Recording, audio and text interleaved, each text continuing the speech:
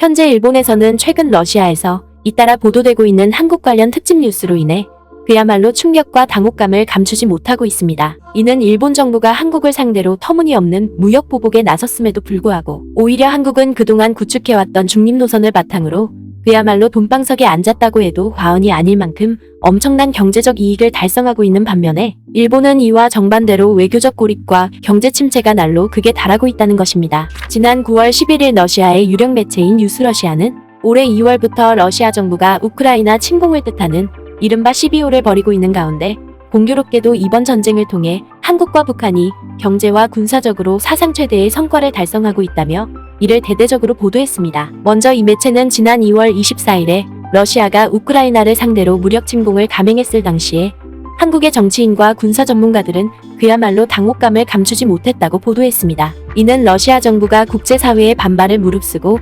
우크라이나를 침공할 줄은 꿈에도 몰랐다는 것입니다. 하지만 러시아 매체는 그럼에도 불구하고 한국 정부는 이러한 상황에 대해 매우 신속하고 일관되게 행동했다며 극찬과 감탄을 아끼지 않았습니다. 바로 미국과 서방 진영을 중심으로 역사상 전례 없는 반러시아 제재가 전개되고 이를 통해 국제법을 위반한 러시아의 무력 침략을 규탄하자 한국 정부 또한 이러한 제재 대열에 신속하게 동참했다는 것입니다. 그러나 러시아 매체는 한국 정부가 표면적으로는 서방 진영의 공동 제재 전선에 적극적으로 동참하는 모습을 보였지만 일본처럼 독자 제재에 나서지는 않았다고 보도했습니다. 이는 당시 한국 정부가 러시아와의 관계 악화로 인한 부정적인 결과를 상당히 고려할 수밖에 없었다는 것입니다. 실제로 이 매체는 한국 정부의 입장으로 봤을 때 러시아가 미국과 다른 동맹국에 비해 가장 중요하지는 않겠지만 그래도 무역과 경제적인 분야만 국한해 본다면 매우 중요한 파트너임은 틀림없는 사실이라고 강조했습니다. 그도 그럴 것이 러시아 매체는 지정학적으로 러시아가 한반도와 접경하고 있는 만큼 그동안 한국과의 협력을 통해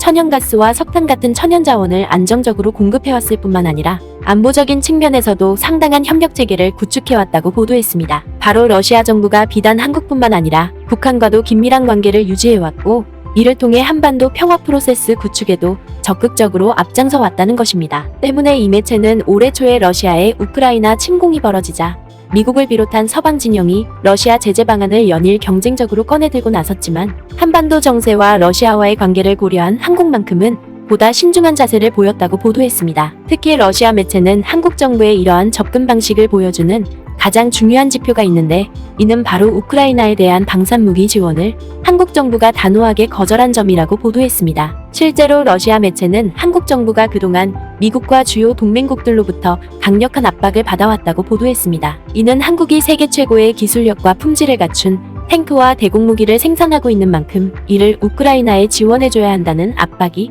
다방면에 걸쳐 이뤄졌다는 것입니다. 더군다나 우크라이나 정부 또한 직접 서울에 외교특사까지 파견해 방산무기를 지원해달라고 읍수했지만 결국 인도적인 지원만 얻어냈을 뿐 방산무기 지원에 대해서는 한국 정부가 이런 제안에 거절했다는 것입니다. 그러면서 러시아 매체는 한국 정부가 우크라이나의 방산무기를 직접 지원하는 것에 대해 반복적으로 거부해왔고 앞으로도 줄곧 인도적 지원과 의료적 지원을 펼치겠다는 입장을 밝힘으로써 러시아와의 관계 유지에 확고한 의지를 드러냈다고 보도했습니다. 게다가 러시아 매체는 한국 정부가 우크라이나에 대한 지원뿐만 아니라 외교적인 차원에서도 다소 절제되고 중립적인 입장을 밝힘에 따라 결과적으로 러시아와 서방 진영으로부터 외교적 고립에서 탈피해 효과적인 등거리 외교 노선을 구축할 수 있었고 여기에 덩달아 막대한 경제적 이익까지 얻고 있다고 극찬했습니다. 실제로 러시아 매체는 러시아의 우크라이나 침공이 있은 직후에도 한국과 러시아의 비공식적인 외교회담이 몇 차례에 걸쳐 진행됐다고 보도했습니다. 그리고 러시아 매체는 이 자리에서 자국 대표단이 한국 정부가 떠안고 있는 모든 고민을 충분히 이해하고 있다는 입장을 밝혔다고 보도했습니다. 특히 이 매체는 한국 정부의 이러한 중립적인 입장은 이전 정부뿐만 아니라 현재의 정부에서도 고스란히 계승되고 있다고 보도했습니다. 이는 현재 미중 갈등과 미러 갈등이 연일 격렬한 양상으로 치닫고 있는 만큼 현 정부가 전 정부의 외교 노선을 그대로 따라가지 않고서는 한국 경제에 중대한 파국이 초래될 것이 불보듯 뻔하다는 것입니다. 때문에 러시아 매체는 친미적이고 보수적이라 평가받는 현재의 한국 정부 또한 마찬가지로 우크라이나의 인도적인 지원만 펼치고 있고 러시아에 대해서도 서방 진영의 의무적인 제재에만 동참하고 있을 뿐 별도의 추가 제재에는 나서지 않고 있다고 보도했습니다. 또한 러시아의 외교적 고립을 강화해야 한다는 서방 진영의 거센 요구에도 불구하고 한국 측은 모스크바 주재 한국 대사를 신속하게 임명했을 뿐만 아니라 8.15 광복절 축하 등 그동안 러시아 정부가 한국에 보낸 축하 친서에도 늘 감사의 보답 인사를 전해왔다는 것입니다. 그러면서 러시아 매체는 앞서 언급했던 것처럼 러시아를 상대로 과묵하고 실용적인 관점을 유지하고 있는 한국 정부의 이러한 외교 전략은 궁극적으로 한국의 경제와 방위 산업에 막대한 이익을 안겨주고 있다고 보도했습니다. 그도 그럴 것이 러시아에 진출한 한국 기업들만 놓고 보더라도 도덕적 책임감을 앞세워 침략을 저지른 국가와 일하고 싶지 않다며 러시아 시장을 철수한 여느 서방 기업들과 달리 한국 기업들은 줄곧 러시아 시장에서 경제 활동을 지속함에 따라 결국 러시아 전체 시장을 독식하는 상황이 전개되고 있다는 것입니다. 또한 최근 이집트에서도 한국 기업이 러시아와의 협력을 발판 삼아 22억 5천만 달러 규모의 원전 건설 사업을 수주하기까지 했다는 것입니다. 심지어 한국은 우크라이나를 지원하는 대신 러시아와 우크라이나 국경을 마주하고 있는 폴란드를 상대로 사상 최대 규모의 방산무기 수출 실적을 달성하기까지 했다는 것입니다. 이는 폴란드 정부가 흑표전차 980대를 비롯해 648문의 K9 자주포와 48대의 FA50 경전투기를 한국으로부터 도입하기로 했다는 것입니다. 그리고 폴란드에 뒤이어 노르웨이와 스웨덴은 물론이고 핀란드와 호주 또한 한국을 통해 흑표전차와 K9 자주포를 드리기로 했다는 것입니다. 때문에 이 매체는 우크라이나 분쟁을 매우 빠르고 성공적으로 활용한 덕분에 한국의 방위산업이 날이 갈수록 눈부신 성장을 거듭하고 있다고 보도했습니다. 실제로 러시아 매체는 1990년대 당시에 러시아로부터 부채를 상환받는 대신 방산기술을 도입해 방위산업을 육성시켜왔던 한국이 오늘날 마침내 세계 8위의 방산 수출 강국으로 발돋움한 사실만 놓고 보더라도 이를 여실히 증명해준다고 보도했습니다. 또한 이 매체는 2017년부터 2021년 사이에 한국의 방산무기 수출이 세계 최고 기록을 달성한 만큼 세계 4위 방산 강국으로 올라서는 것은 이제 더 이상 불가능한 현실이 아니라고 치켜세웠습니다. 이는 독자적으로 러시아에 대해 엄청난 경제 제재에 나섰던 일본 정부가 현재에 이르러 사상 초유의 경제 위기와 에너지 위기에 직면하고 있는 것과는 전혀 상반된 상황이 연출되고 있다는 것입니다. 뿐만 아니라 러시아 매체는 공교롭게도 한국과 휴전선을 마주하고 있는 북한 또한 마찬가지로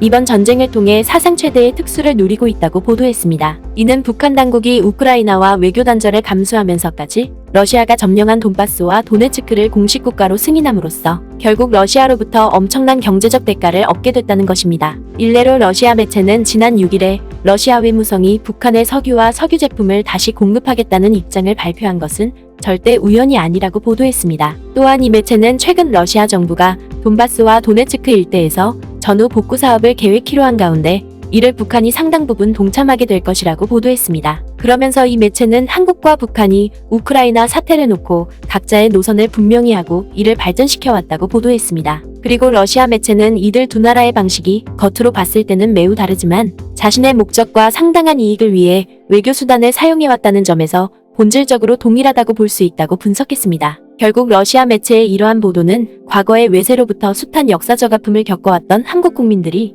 이를 두 번 다시 되풀이하지 않도록 철저한 실사고시와 자립자강에 나섬으로써 오늘날 거세지고 있는 신냉전의 파고에서도 독보적인 위상을 과시하고 있음을 보다 적나라하게 대변해주고 있는 것입니다. 부디 오늘날 전 세계에서 벌어지고 있는 갖가지 분쟁과 대결이 하루빨리 종식되길 바라며 모두의 소중한 일상 또한 조속히 제자리를 찾아가길 바랍니다.